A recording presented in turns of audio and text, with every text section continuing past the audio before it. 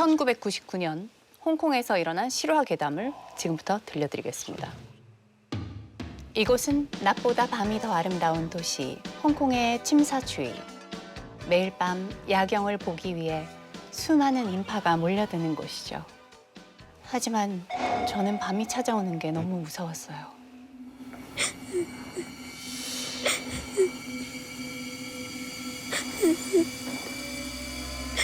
그건 14살인 제가 감당하기엔 정말 끔찍한 일이었거든요.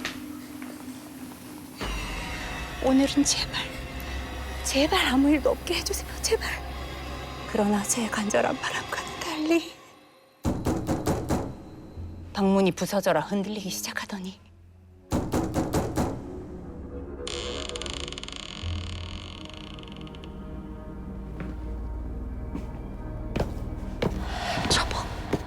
처벅 피 묻은 운동화가 저에게 다가오기 시작했어요.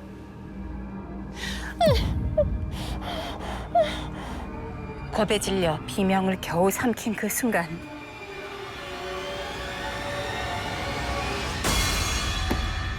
시뻘건 손이 쑥 들어오는 거예요. 그리고 더듬더듬 바닥을 휘젓기 시작했어요. 마치 저를 찾으려는 듯이. 저는 붙잡히지 않으려고 침대 구석으로 몸을 더 구겨 넣었어요. 하지만 앙상하고 뒤틀린 손.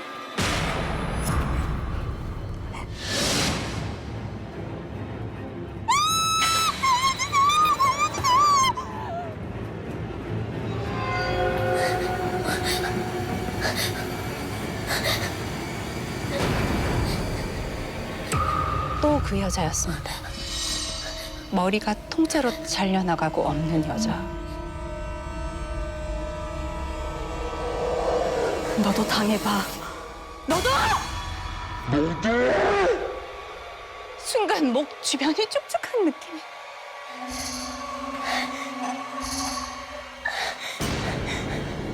손에 피가.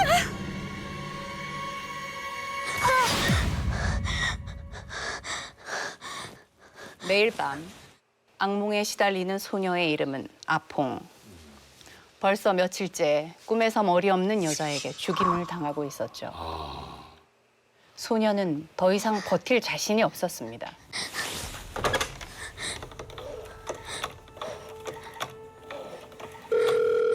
여보세요? 경찰 아저씨, 제발 도와주세요. 누가 저를 죽이려고 해요. 어디세요? 저기 조금만 진정하시고 자세히 좀 설명해 주세요. 제 꿈에 머리 없는 여자가 나왔는데 그 여자가 저를... 꿈이요? 아 진짜. 당신 누구야? 이거 왜 장난 전화하고 있어? 여보세요? 여보세요? 하지만 경찰은 아퐁의 말을 전혀 믿어주지 않았습니다. 다시는 장난치지 말라고 화만 낼 뿐이었죠. 아휴, 오늘 도대체 이게 몇 번째냐? 아이, 뭐 그렇게 할 일들이 없나? 그 시각 경찰서는 밀려드는 신고 전화로 정신이 없었어요. 네, 경찰입니다. 아, 예. 길 건너편 상가에 수상한 여자가 돌아다닌다고요? 그럼 무단 침입을 신고하신 건가요? 예? 아, 근데 그 여자가 귀신이라고요? 아, 이봐요, 선생님. 아니, 경찰이 귀신을 어떻게 잡습니까? 예? 아, 아니, 제가 지금 선생님 무시하는 게 아니고요. 예, 귀신이 나타난다는 황당한 신고 전화. 그런데 신고자가 동네 어르신부터 식당 손님들까지 너무 다양한 겁니다. 게다가 귀신을 봤다고 지목한 장소가 서로 입을 맞춘 듯 똑같았어요. 이건 문제 있다. 그랜빌 로드 31번가. 침사추이 번화가 중 한 곳이었죠. 이걸 믿어야 할지 말아야 할지 도무지 갈피를 잡지 못하는 경찰. 하지만 얼마 못 가서 더 이상 출동을 미룰 수 없게 됩니다. 살려주세요! 살려주세요! 한 소녀가 다급하게 경찰서로 뛰어오는데 맨발에 찢어진 옷과 누군가에게 해코지를 당한 듯한 모습에 경찰서가 발칵 뒤집어졌죠. 제발 좀 도와주세요. 안 그러면 머리 없는 여자가 절 죽일 거라고요. 그 사람은 다름 아닌 아퐁이었습니다. 아까 전화했던. 제가 살던 집을 한 번만 찾아봐 주세요. 제발요.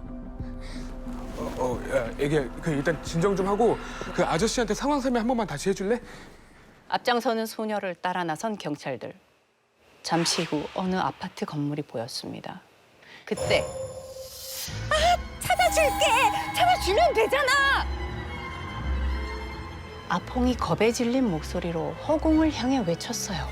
그리고 덜덜덜 떨리는 팔트로 건물 3층을 가리키더니 저 안에 여자가 죽어 있어요. 경찰은 반신반의했지만 일단 수색을 해보기로 합니다. 그런데 표지판에 적힌 주소가 그랜빌 로드 31번가. 거기다. 대체 이게 어떻게 된 일인지 소녀가 가리킨 3층으로 다가가면 갈수록 이게 뭐야? 코를 찌르는 악취. 그것은 다름 아닌 시체 썩는 냄새였어요. 진짜 있나?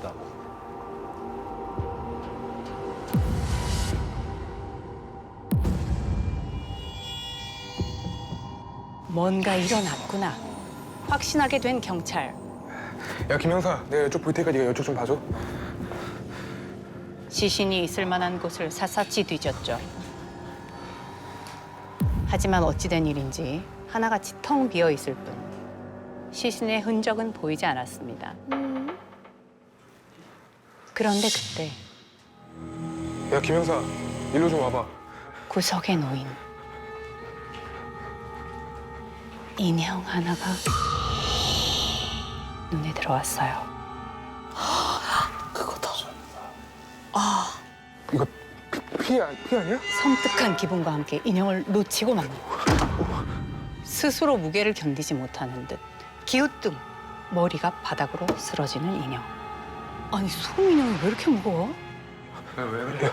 뭔가 이상함을 느낀 경찰은 조심스럽게 인형을 찔러봤어요. 팔, 다리, 몸통. 푹신한 솜이 든 봉제 인형답게 찌를 때마다 푹푹 안으로 들어갔죠. 딱 한 곳만 빼고요. 어디? 인형의 머리 부분만 뭔가 딱딱한 것이 막혀서 들어가질 않는 거예요. 인형 머리를 새로 꿰맨 흔적도 보였죠. 뭐가 이렇게 꼬매져 있지?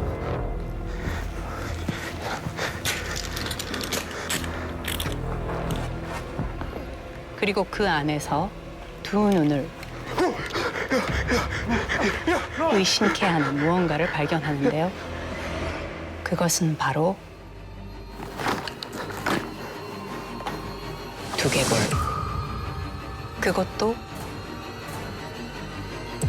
삶은 머리였습니다. 우와. 세다. 이게 바로 현장에 있던 그 인형입니다. 오. 여기 이제 사람 머리가 있었구나.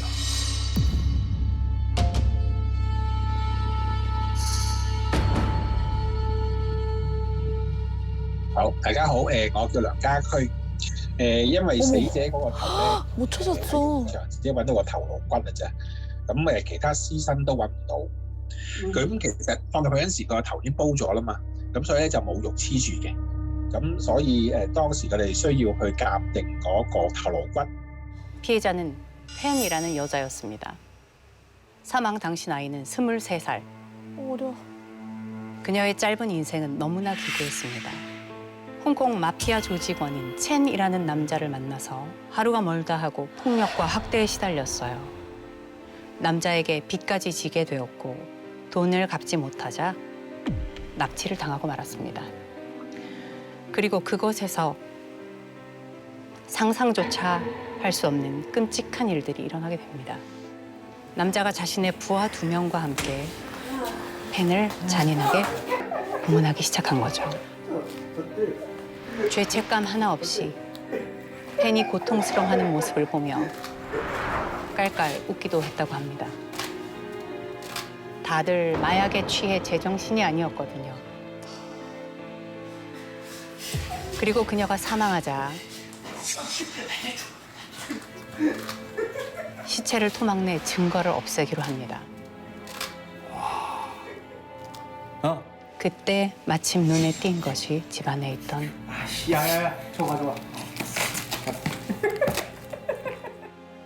헬로키티 인형이었던 것이죠.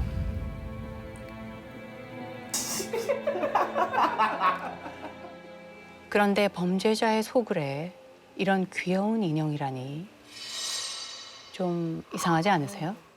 그러니까.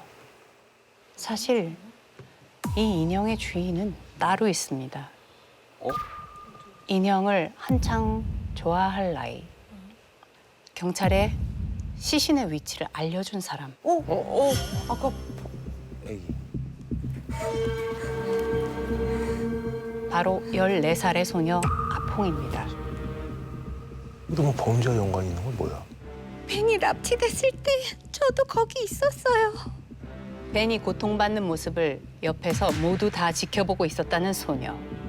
그녀는 이 사건의 유일한 목격자인 동시에 놀랍게도 범행에 가담한 공범이었습니다. 말도 안 돼. 소녀는 남자들의 협박과 강요 때문에 어쩔 수 없었다고 말했어요. 벤이 죽은 후 그 집을 나와 다 잊고 살았는데 어느 날 밤부터 악몽이 시작되었습니다. 매일 밤 피해자의 영혼이 자신을 찾아와 죽이려 들자 경찰에 모든 걸 고백할 수밖에 없었던 겁니다. 소녀의 신고로 결국 가해자들이 모두 체포됐고 재판이 열렸습니다. 차례차례 법정 안으로 들어오는 첸과 그의 부하들.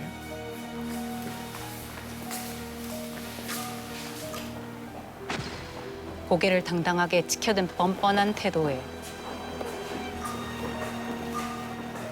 사람들은 경악을 금치 못했죠. 지금부터 이번 사건의 증거물을 배심원 여러분들에게 보여주겠습니다. 머리뼈가 들어있던 인형을 보여달라고 판사가 지시하는 순간 어우, 뭐야 이게? 어우 이랬다고? 전기 나가. 갑자기 천장 불빛이 요란하게 깜빡거리기 시작합니다. 그 현상은 배심원들이 인형을 다 확인할 때까지 계속됐죠. 마치 죽어서도 모든 걸 지켜보고 있다고 피해자의 영혼이 경고라도 하는 것처럼 말이죠.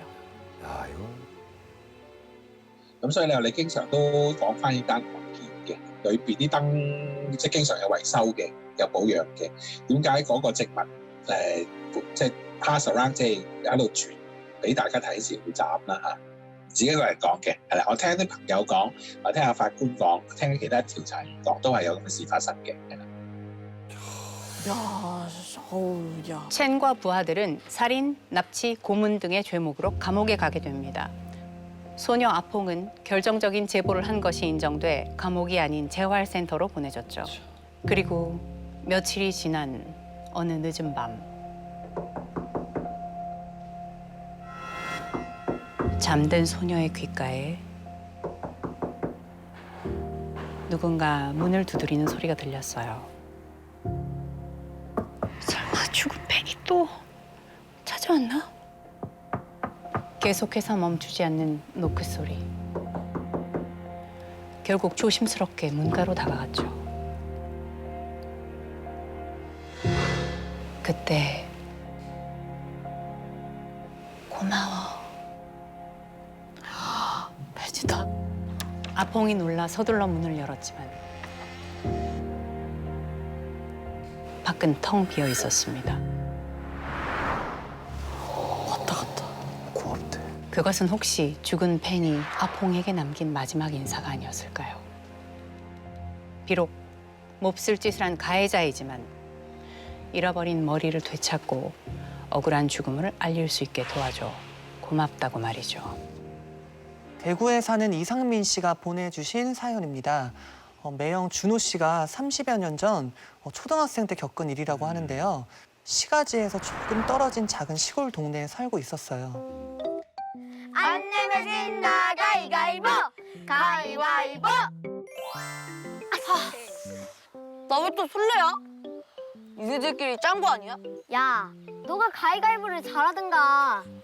너는 술래가 딱 어울려. 내가 니는 꼭 잡는다. 딱 기다려. 평소처럼 빈터에서 무궁화 꽃이 피었습니다를 하고 있었는데요. 마침 제가 또 술래였어요. 무궁화 꽃이 무궁화 꽃이 피었습니다. 오, 인진솔.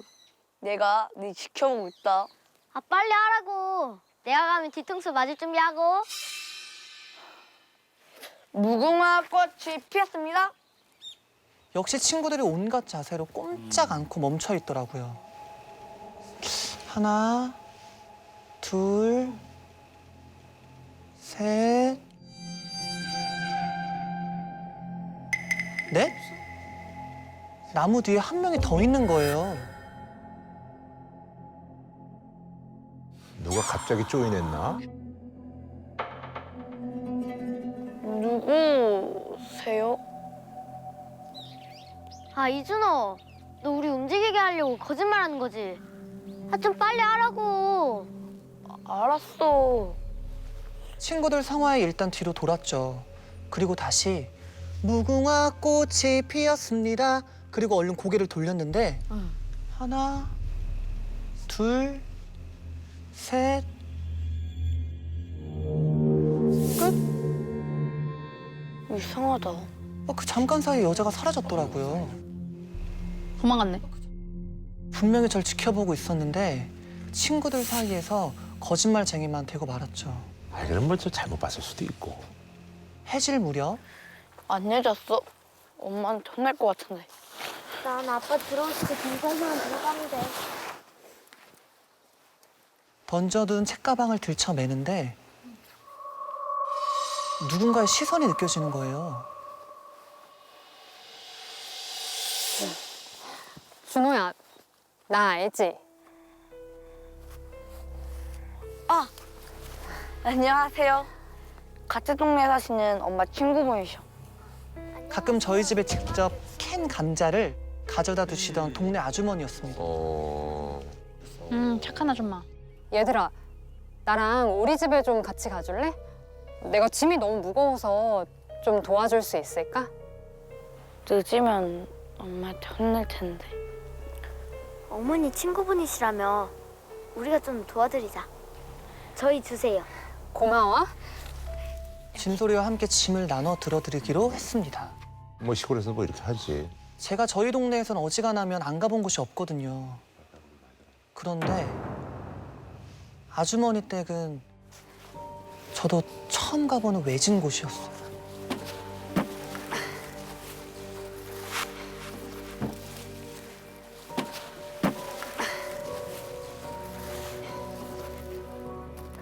가까이 가보니까 집이라기보단 금방이라도 쓰러질 것 같은 폐가 같았어요. 아, 아줌마 이상한 사람이야. 이건 뭐야? 그래서 마당에 짐을 내려놓고 집에 가려는데 아주머니가 배고프지? 아줌마가 밥 해줄까? 라면 끓여줄까? 라면이요? 제일 좋아할 때. 왜냐면 엄마는 몸에 안 좋다고 아주 가끔 시험 잘 본 날만 상처럼 주시거든요. 먹고 갈래, 진솔아? 너 안 늦었어? 괜찮아? 내가 엄마한테 말씀드려 놓을 테니까 먹고 가. 방에 들어가 있어. 감사합니다. 먹고 가자. 빨리 먹을 텐데. 결국 아주머니를 따라 방으로 들어갔습니다. 방엔 아주머니가 펼쳐둔 밥상뿐 세간살이랄 게 딱히 하나도 없더라고요. 빈 밥상 앞에 앉아 멀뚱멀뚱하고 있는데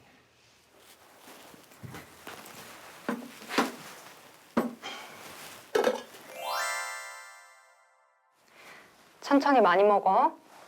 아줌마는 가져온 짐 좀 정리하고 있을 테니까 많이들 먹고 있어. 이 라면은 제 짧은 인생에 먹은 라면 중에 제일로 맛있는 라면이었어.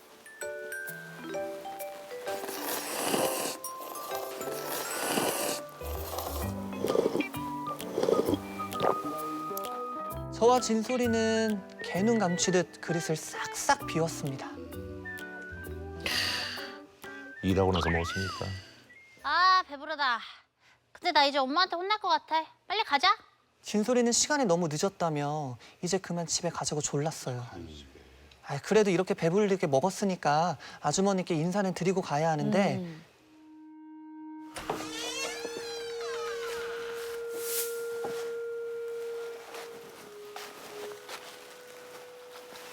어디 가셨지? 아주머니가 보이질 않는 거예요. 그래서 저희는 집 주변을 둘러보며 아주머니를 찾았죠. 준호야, 우리 그냥 가자.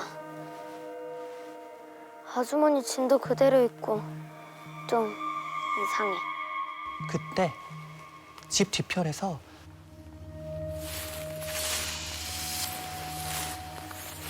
그냥 빨리 인사드리고 가자.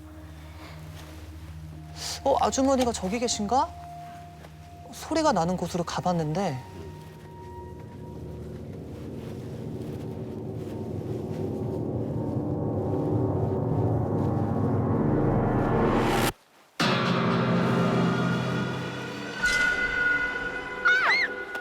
아, 이거 뭐야? 눈앞에 제가 보고도 믿기 힘든 광경이 펼쳐졌습니다. 누군가가 여자 마네킹을 주렁주렁 나무에 매달아 놓은 거죠. 줄로 목줄을 매 널어놓은 여자부터 물구나무 서기 하듯 거꾸로 매달아 놓은 여자까지. 근데 그걸 왜 매달아놨어? 대체 누가 이렇게 기괴한 짓을 한 건지 두려움에 저도 모르게 주춤주춤 뒤로 물러섰어요. 준호야, 저기 봐봐.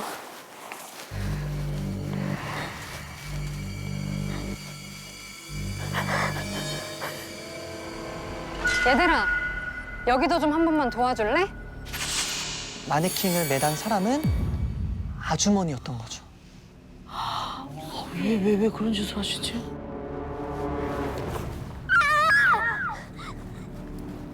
얘들아! 뭐야? 무서워. 그래서 그때부터 저와 진솔이는 정말 앞만 보고 달렸습니다. 가로등 하나 없는 외딴 길을 숨이 턱까지 차도록 뛰었는데 아무리 달려도 사람은커녕 빛 한 줌 보이질 않았던 거예요. 어떡하냐. 그때 갑자기 등 뒤에가 환해졌어요.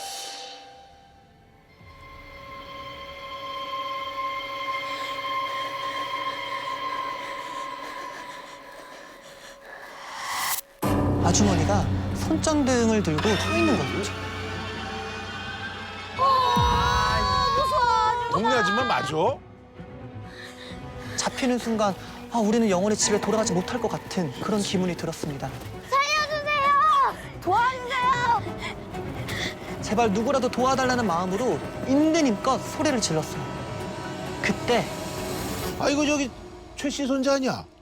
근데 이 밤에 여기 왜 있는 거야? 산 밑에 사는 동네 할아버지가 저희를 발견했습니다. 다행이다. 근데 뒤를 돌아보니까 쫓아오던 아주머니는 어느새 사라지고 안 계셨어요. 야, 할아버지 뭐 갔나다.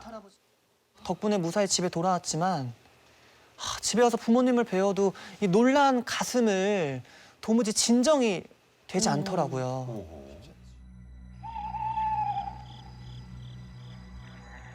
한참 자고 있는데 누가 빤히 절 보는 느낌이 드는 거예요.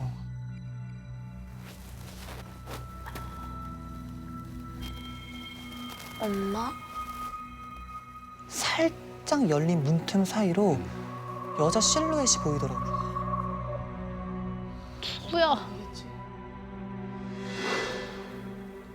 조심스레 얼굴을 확인해 보려고 하는데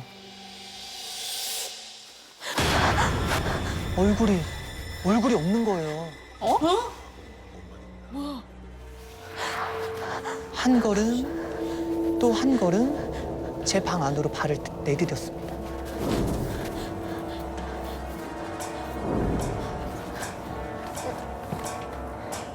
본능적으로 깨달았어요. 아, 날 찾고 있구나.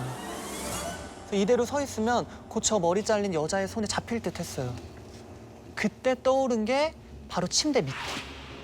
그래서 침대 밑에 숨으면 저를 못 찾을 것 같았습니다. 안 보이니까.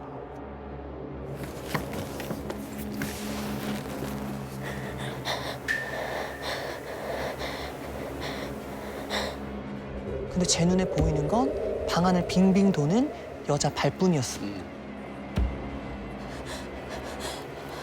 얼마나 지났을까 드디어 여자가 나가려는지 방문을 향해 가더라고요.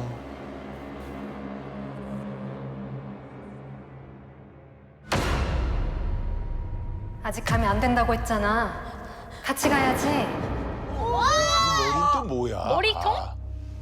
그 머리가 잘린 채 절 찾아다니던 여자는 아까 그 아주머니였던 거예요.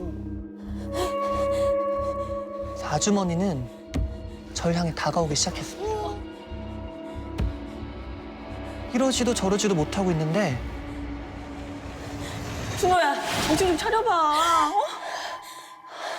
엄마야. 저는 침대 위에 누워 있었고 우리가 많이 놀랬나 보다. 다행히 모든 게 꿈이었죠. 아, 꿈이구나, 꿈. 그래, 다행이다. 근데 그때 혜미야. 네. 잠깐 나랑 가서 얘기 좀 하자. 아, 네. 잠깐만. 두 분이 뭔가 비밀 이야기를 하시려는 듯 밖으로 나가셨죠. 그래서 무슨 얘기를 하시려나 문에 귀를 가져다 댔는데 제가 상상도 못할 이야기를 들을 수 있었습니다. 혜미야, 우리 준호 데려간 그 여자 방금 죽었어. 네? 어쩌다가요? 조금 전까지 저와 같이 있던 아주머니가 돌아가셨다는 그 말이에요. 실제 있던 분이구나. 알고 보니? 할아버지는 제가 아주머니 집에서 도망쳐 집에 온 후 곧장 경찰서를 찾아가셨대요. 할아버지가 아주머니를 아동 유괴로 신고하신 겁니다. 아. 그래서 할아버지는 그 길로 경찰과 같이 아주머니 집까지 찾아갔대요. 아니 도대체 우리 귀한 손주를 왜 데려간 거요? 어르신, 진정하시고 한번 같이 가보시죠. 그런데 눈앞의 광경을 보곤 더 이상 어떤 말도 할 수 없으셨답니다. 집 뒤에 이곳저곳 널어놓은 마네킹 사이에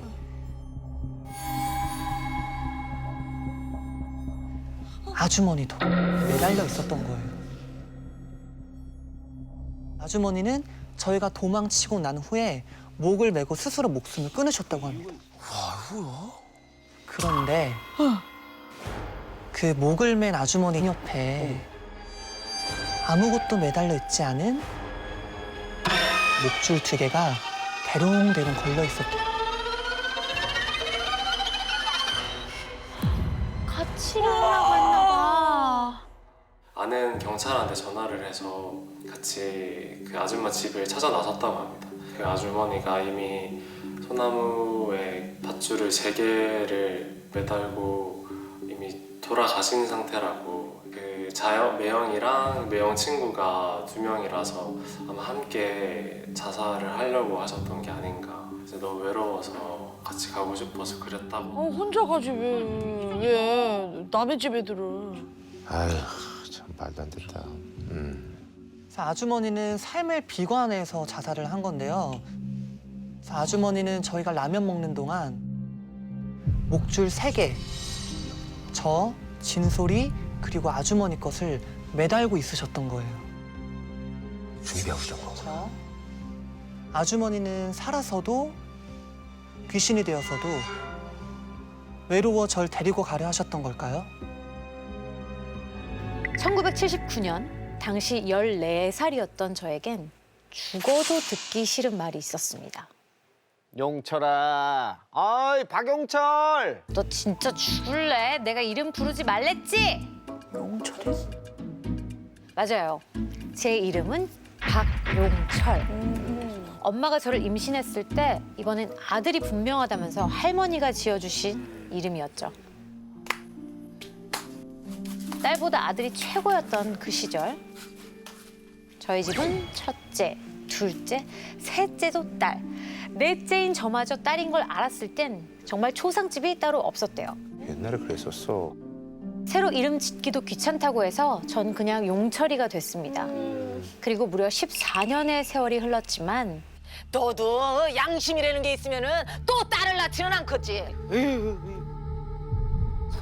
손자 노래를 부르는 할머니 때문에 엄마는 결국 또 임신을 했어요. 이제 아들을 가지려고 그랬구나. 그러던 어느 날이었습니다. 학교에서 돌아오는데 대문 앞에서 엄마가 할머니한테 두 손을 싹싹 빌면서 제발 안 가면 안 돼요. 애원하고 있는 거예요. 하지만 할머니는 엄마를 억지로 잡아 끌고는 집을 나섰습니다. 어디를? 저는 엄마가 너무 걱정이 돼서 그 뒤를 몰래 쫓아갔어요. 두 사람이 향한 곳은 마을에서 가장 깊고 험한 산속. 와, 이리 와, 빨리. 내가 너를 가만둘 것 같았어? 빨리 따라보다. 빨리 와. 와. 싫어요. 이리 와. 뭐야, 시골이 왜 이래? 대체 여긴 왜 온 거지? 엄마한테 무슨 짓을 하려고? 불안한 생각에 휩싸였던 그때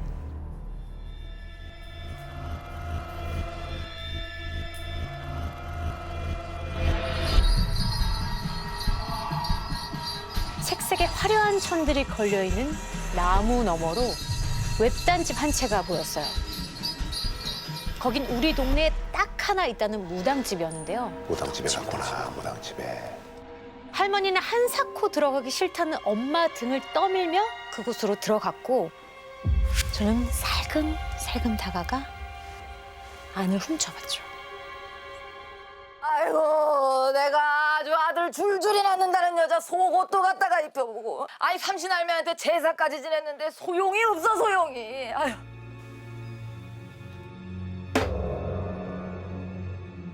이번에도 딸이야. 아들 낳기엔 기운이 택도 없어. 부적 하나 써줄 테니까 맨살에 딱 붙이고 다녀. 그러면서 부적값으로 무려 20만 원이나 달라고 하는 거예요. 되게 비싸다. 그때 돈 20만 원이면 엄청 큰 돈이었습니다. 비싸다. 생각지도 못한 액수의 할머니는 좀 깎아주게. 어? 아니면 저기 부적을 한 2만 원어치만 그려줄 수는 없나? 무당한테 흥정을 하기 시작했어요. 우리 할머니 쇠고집은 동네에서 다 알아줬거든요. 앞으로 30분은 더 걸리겠다. 그래서 저는 조심조심 주변을 둘러보기 시작했어요. 그 뭐지? 무당집 뒤편에 있는 작은 문에서 스멀스멀 연기가 나오고 있더라고요.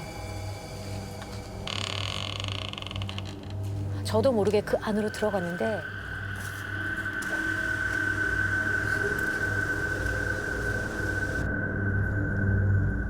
아궁이에 펄펄 끓고 있는 가마솥이 보였습니다. 그런데 이게 무슨 냄새야?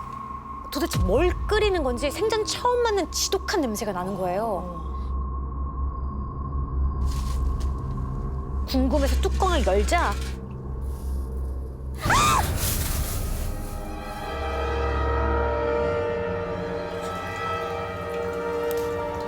시뻘건 피가 부글부글 끓고 있고 못이 잔뜩 박힌 채 죽은 검은 새들이 보였어요. 그제야 주변 풍경이 눈에 들어왔는데 바닥에는 긴 머리카락들이 쌓여있고 고마에는 막 핏자국이 가득하고 사방에 피로 쓴 부적들이 덕지덕지 붙어 있었어요. 너무 놀라서 허겁지겁 밖으로 도망치려는데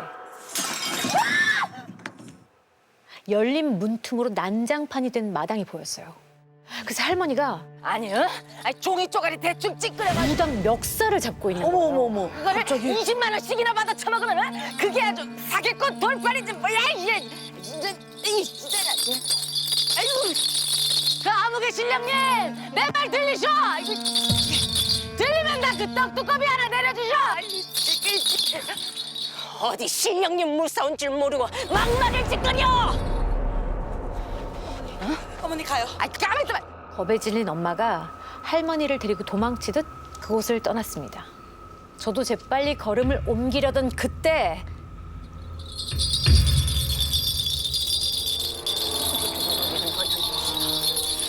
우리를 원연하는 즉시 문리가 되어 즉사하게 해주소서. 무당이 뭔가를 빠르게 중얼거리는 거예요. 저주를 해, 내가 저주를.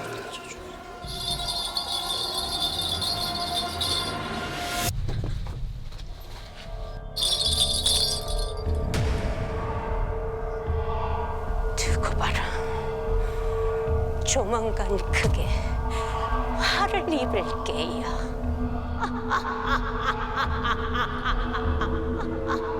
눈빛이 시뻘겋게 충혈된 채 저주를 퍼붓는데 정말 심장이 쪼그라들 것 같았습니다.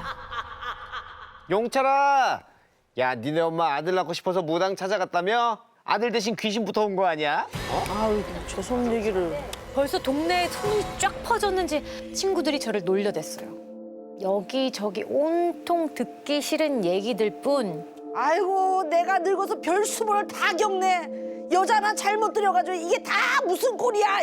집에서는 할머니가 엄마를 쥐잡듯 잡고 있었습니다. 그래서 집을 나가버리기로 마음먹었어요. 그날 밤 갈 곳도 없이 막 뛰어가는데 갑자기 뒤에서 인기척이 느껴지는 거예요. 엄마인가 싶어서 뒤를 돌아봤는데 저게 뭐지? 우리 집 담벼락에 커다랗고 시커먼 뭔가가 서 있는 거예요. 저주를 내리는 뭐가 왔나 보네. 저를 향해 몸을 돌리는데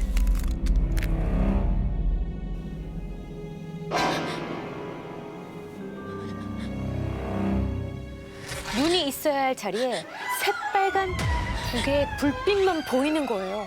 두 개의 불빛이. 귀신이다. 저는 정신없이 막 도망쳤어요. 하지만 잠시 후에 자욱한 연기와 함께 뭔가 타는 냄새가 나는 거예요. 불났나? 설마 아닐 거야. 아니야. 불안한 마음에 서둘러 집으로 달려갔어요. 그리고 연기에 휩싸인 채 저희 집이 불타고 있었어요. 불이야! 엄마! 아빠! 다행히 제 비명을 듣고 동네 사람들이 불을 끄기 위해 달려나왔고 가족들도 하나둘 집 밖으로 빠져나올 수 있었어요. 그런데 엄마가 쓰러지듯 바닥에 주저앉아서 엄마의 치마는 이미 시뻘건 피로 가득 젖어 있었습니다. 유산하셨나 보네. 방 한 칸만 겨우 남기고 새까맣게 타버린 우리 집. 그리고 엄마 뱃속에서 죽고만 아기. 어떡해. 사람들은 이 모든 게 무당의 저주라고 했어요. 무당이 모시는 신이 보통이 아니라면서 그 신을 욕보인 벌을 받는 거라고 했죠. 그래. 그리고 그날부터 저한테도 이상한 일이 생기기 시작했어요. 자꾸 어디선가 저를 노려보는 듯한 오싹한 눈길이 느껴지는 거예요.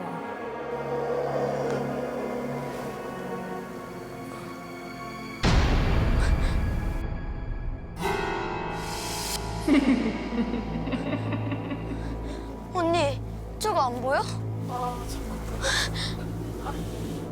밤마다 창밖에서 검은 그림자가 아른거리는데 이상하게 가족들한테 얘기하면 순식간에 사라지고 없었어요. 그러던 어느 날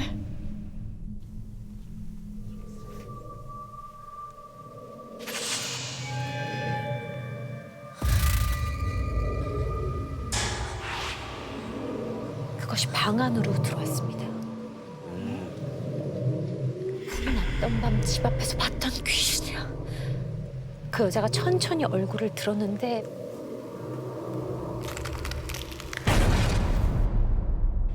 피부가 불에 타서 새까맣게 변한 나무 껍질처럼 온통 갈라져 있었어요.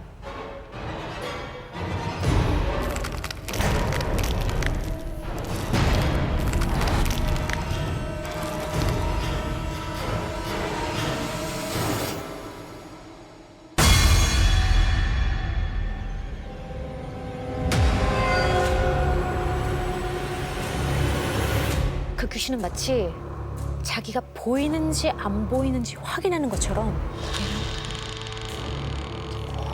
갸우뚱거렸어요. 매캐한 냄새에 기침이 나지만 저는 억지로 참고 귀신은 그 모습이 우습다는 듯 확 웃어대더니 뚝뚝 진물이 흐르는 손을 들어서 긴 손톱을 제 눈에 힘껏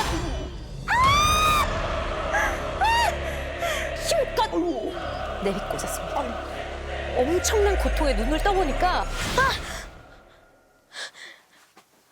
왜 그래? 그건 꿈이었어요. 매일 밤 온몸이 불이 탄 여자가 제 눈을 파내는 악몽에 시달렸고 저는 하루가 다르게 메말라갔습니다. 동네 사람들은 귀신이 들린 것 같다고 수군댔어요. 엄마는 뱃속의 동생에 이어 저까지 잃을 수 없다며 그 무당을 찾아가기로 했죠. 그런데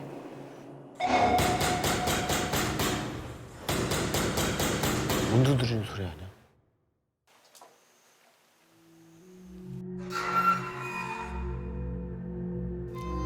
그 무당이 저를 찾아온 거예요. 오, 웬일이야?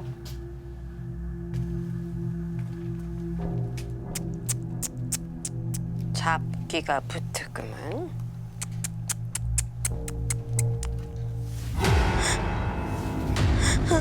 제 머리를 쪼갤 것처럼 두 손으로 콱 붙잡고 눈이 마주치자마자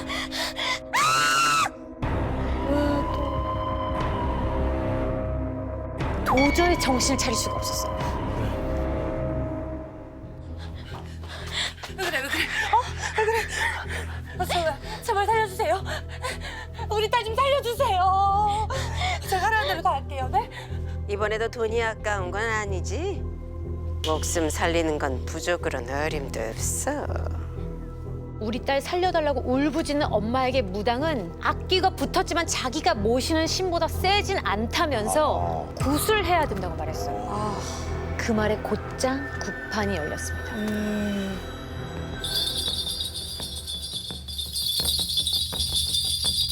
무당은 저를 의자에 앉힌 다음 밧줄로 꽁꽁 묶었어요. 무당이 양손에 긴 칼을 꺼내더니 꽹가리 소리에 맞춰 방방 뛰기 시작했어요.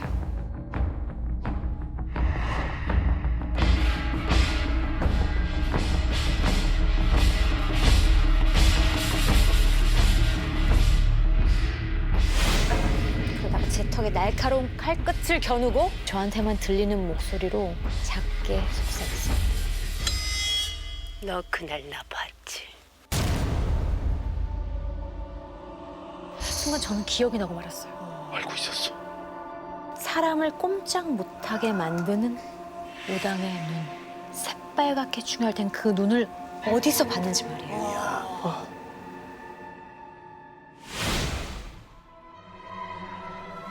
너 그날 나 봤지?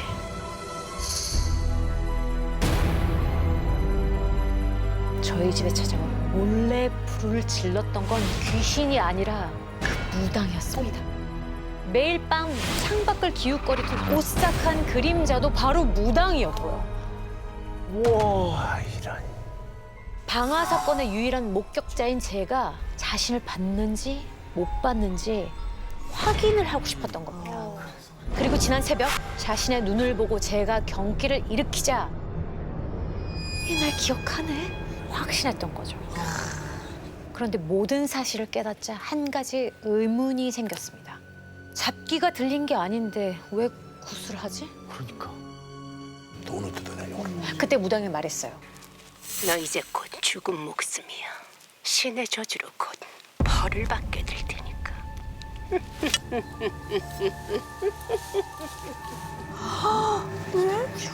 죽이려고. 얘한테 저주를 내리는. 자신의 범죄를 숨기려고 목격자인 저를 죽이려는 무당. 우와. 그녀는 미친 사람처럼 웃으면서 작두에 올라갔습니다. 어머.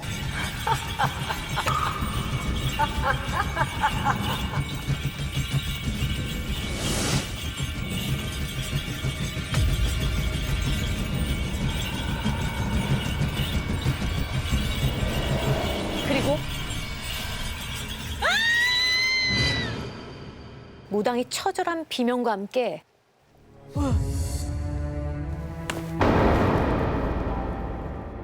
통나무처럼 바닥에 통 하고 쓰러졌어요. 깊숙하게 베인 두 발에서 피가 흘러나와 마당을 흠뻑 적셨습니다. 원래 피 안 나는데 무당들. 올라가서 뛰는데. 그날 이후 무당은 마을에서 연기처럼 사라졌어요. 갑자기 정신이 이상해졌다더라. 빚쟁이에 쫓겨다닌다더라. 온갖 소문이 들려왔지만 진실을 아는 사람은 아무도 없었죠. 하지만 저는 알고 있었습니다. 저를 노렸던 저주굿이 무당 자신을 향한 저주굿이 되었다는 걸요. 신에게 벌을 받은 사람은 제가 아니라 바로 그 무당이었던 겁니다.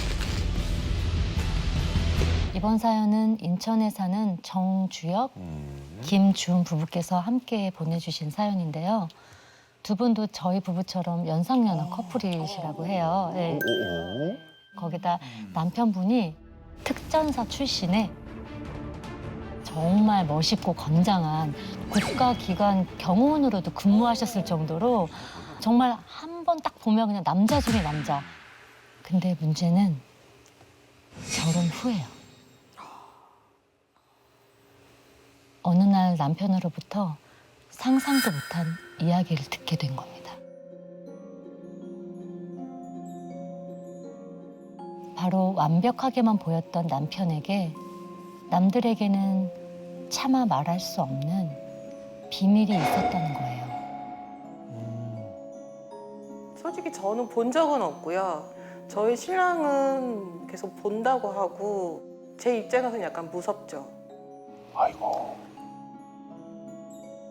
동네 친구랑 만나려고 했는데 키가 그때도 되게 크신 할머니가 저를 보면서 얼굴을 찡그렸다 폈다 찡그렸다 폈다 그렇게 하시더라고요.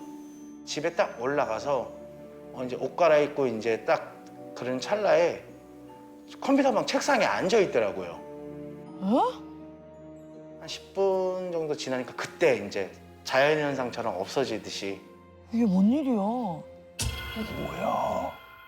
이렇게 남편은 귀신을 보는 게 일상이었어요. 심지어 귀신이 나타나면 특이한 반응까지 생긴다고 하더라고요. 귀에서 삐 하고 이명 소리가 들리거나 손과 귀가 찌릿찌릿하면서 시린 그런 느낌이 든대요. 10중 8구 그 소리와 함께 그 시린 느낌이 들면 100% 주변에 귀신이 있는 거예요. 자주 보시는 분이구나. 그때마다 근데 저는 귀신이 제 눈에 보이지도 않는데 같이 심장이 벌렁대고 막 소름 끼치고 너무 무서운 거예요. 하지만 우리 남편이 자꾸 저를 안심시키려고 귀신이 보여도 내가 안 보이는 척하면 된다. 그리고 내가 모르는 척하면 된다. 괜찮아, 괜찮아. 별거 아니야. 그래서 저를 계속 늘 달래던 그런 남편을 저는 믿으면서 그냥 살아왔습니다. 이 이야기를 하기 전까진 말이죠.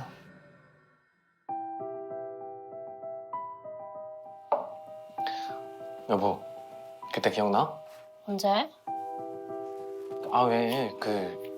옛날에 나 혼자 나가 살았었잖아. 아, 응. 그때는 내가 너무 무서워서 말을 못했는데 언제나 씩씩하게만 했던 저희 남편이 그런 남편이 살면서 가장 두려움에 떨었다는 그때는 2017년 겨울이었습니다. 장사를 준비하던 남편이 분당에 있는 후배 만두집에서 잠깐 일을 배우는 때가 있었거든요. 가게가 이제 저희 집에서 좀 멀어가지고 남편이 그 근처에 단기 월세 있잖아요. 그걸 구해서 살게 됐는데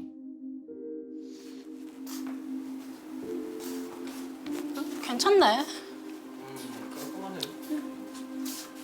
이사 가기 전 함께 둘러보니까 다행히 집은 깨끗해 보이더라고요.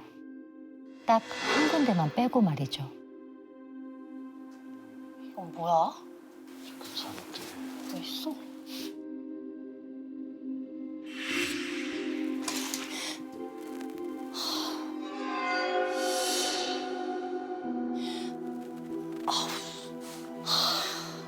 여보, 여긴 도배 새로 해야겠다. 벽지 사서 붙이지 뭐. 그 이후에 이사를 잘 마치고 남편에게 전화가 왔어요.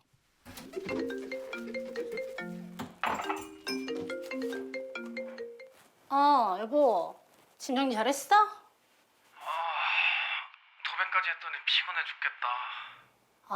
그 벽 도배 다시 했어? 잘했네. 그치? 아니 누가 집 앞에 새 벽지를 버리고 갔더라? 땡 잡았다 하고 좋았지. 근데 나 거기서 귀신도 봤다. 뭐? 귀신? 남편 말인즉 집 근처에서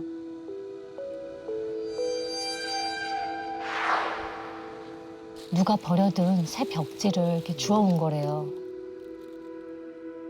근데 남편 눈에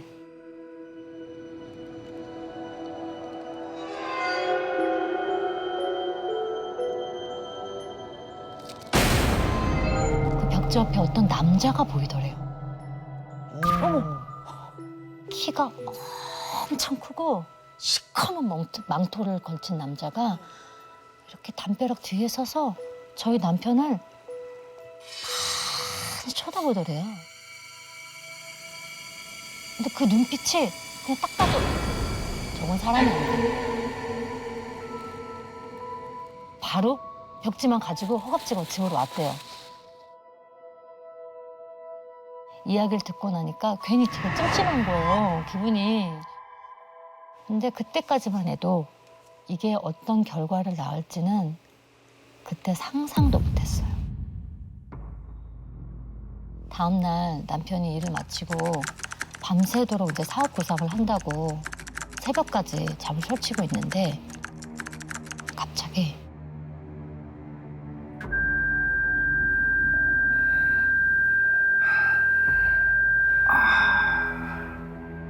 이명 소리가 들리기 시작하는 거예요. 손하고 귀가 엄청 시리더래요. 그래서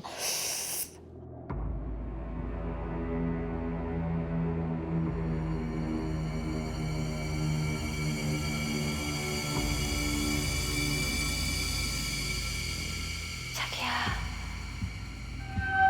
소름 끼치는 여자 목소리가 막 들려오는 거예요. 그 느낌에 귀신이다. 가만히 있는데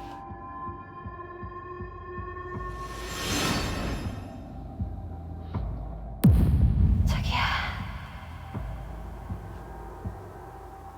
자기야.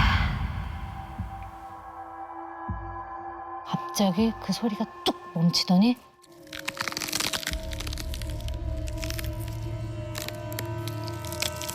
조금씩 가까워지더니 기다려 있어.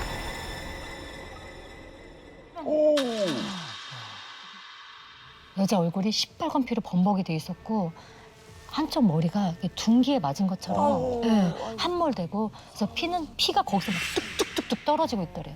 결정적으로 이 귀신 목이 확 흩어져가지고 90도로 완전히 가지고 신랑 얼굴에 있었던 모양.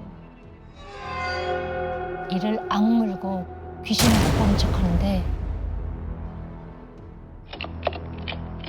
몸이 너무 굳어서 움직이지도 못하고 그 자세 그대로 해가 뜰 때까지 자리를 벗어나지 못했다고 합니다. 남편 말이 따르면 자기가 지금까지 겪었던 수많은 자기가 귀신을 받고 많은 경험을 했지만 이렇게까지 무서운 적이 처음이었다고 하더라고요. 예. 근데 며칠 뒤에 잠을 자는데 어디선가 또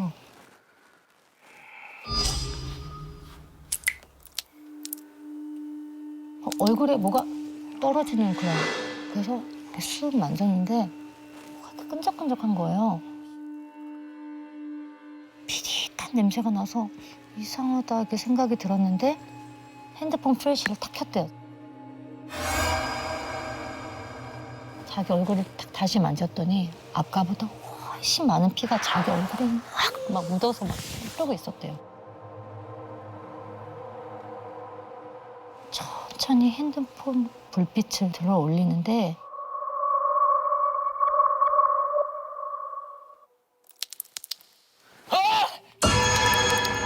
온통 새빨간 피로 벽이 다 물들어 있는 거예요. 그 순간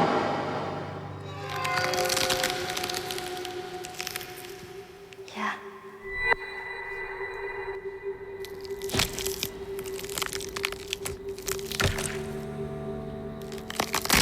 귀신은 점점 천천히 다가오는 거예요.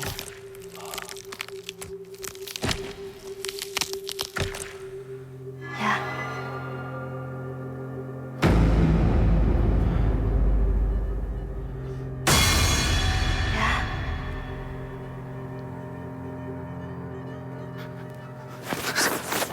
얼른 이불을 뒤집어 쓰고 귀신 반대편으로 몸을 돌아 누웠대요. 너무 무서워서. 그런데 갑자기 이불을 확 잡아당기더니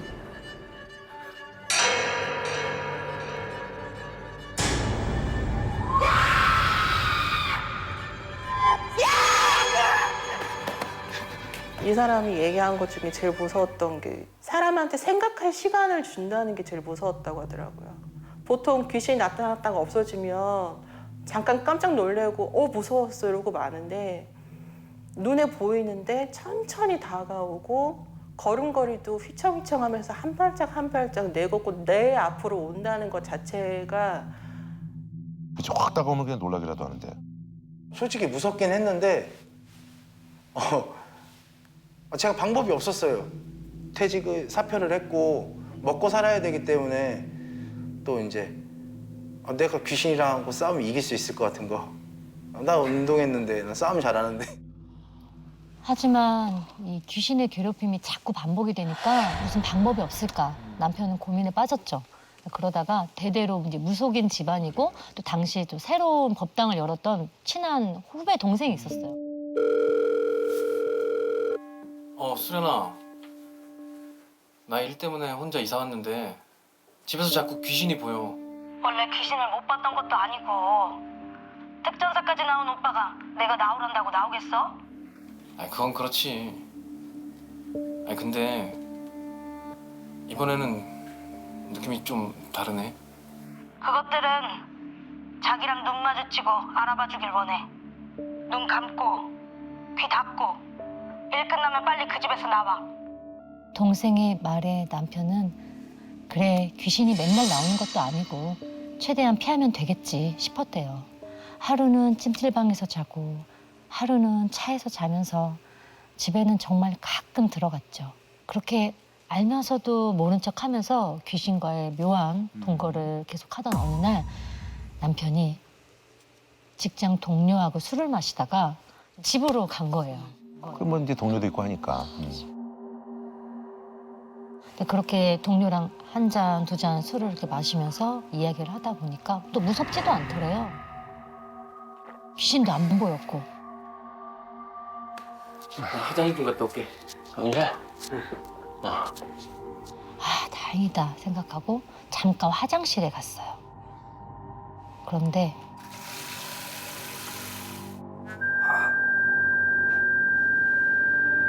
갑자기 귀가 찢어질 것 같이 아플 정도로 그 인명 소리가 나는 거예요.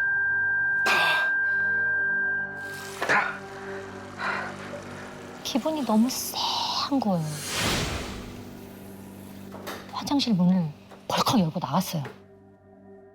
술에 취한 동료는 대자로 뻗어 있고 그 위로 시선을 쭉 따라 올라가 봤는데 귀신이 동료를 빤히 쳐다보고 있더래요. 자기야. 자기야. 자기야. 그 순간 어디선가 또 다른 시선이 느껴지는 거예요.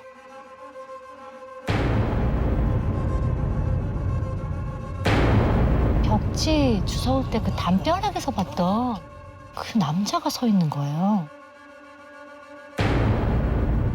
그러더니 남자는 귀신 쪽으로 눈을 획 돌렸는데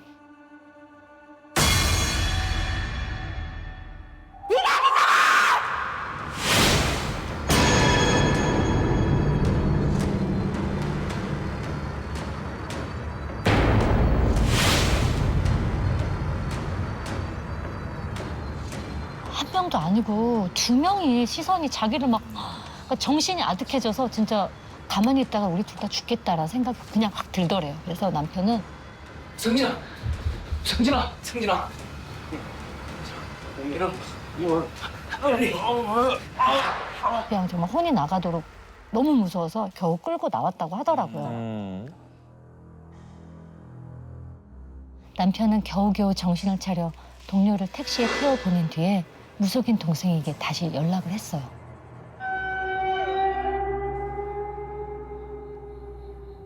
여보세요? 나 오늘 얼른 그 집에서 나와. 그거 보통 일 아니야. 그 남자 저승사자야. 고집 피우지 말고 나와. 안 그러면 죽어.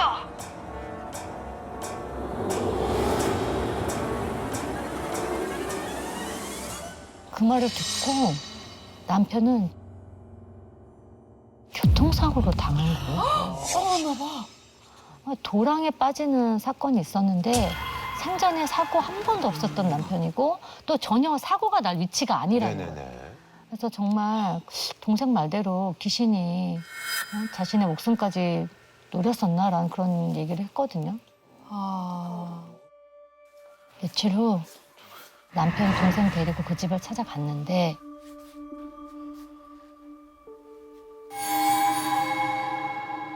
왜? 왜? 오빠, 이거 오빠가 한 거야? 뭐가? 이거 어디서 가져왔어? 아, 여기 앞에 전봇대 깨끗한 게 있더라고. 왜? 문제 있어?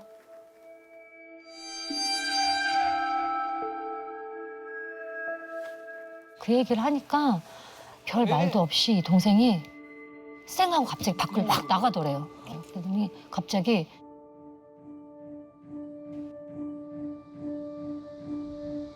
그 바로 앞에 있는 구멍가게 거기로 막 가더래요. 저 실례합니다.